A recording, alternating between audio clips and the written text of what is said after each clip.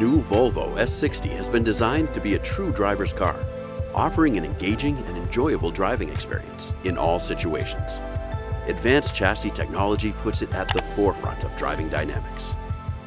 This does not only apply to the new S60 itself, but also to how it was developed. Volvo Cars was one of the first car manufacturers in the world to implement a full-scale, state-of-the-art simulator for driving dynamics. The simulator played a vital role in the development of the chassis performance on the new S60.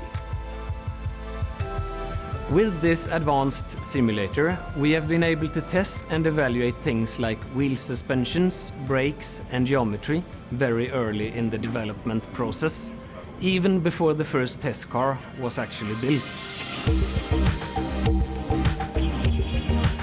With the simple push of a button, parts of the wheel suspension can be exchanged, or settings can be modified, and the simulator driver experiences the difference in real time.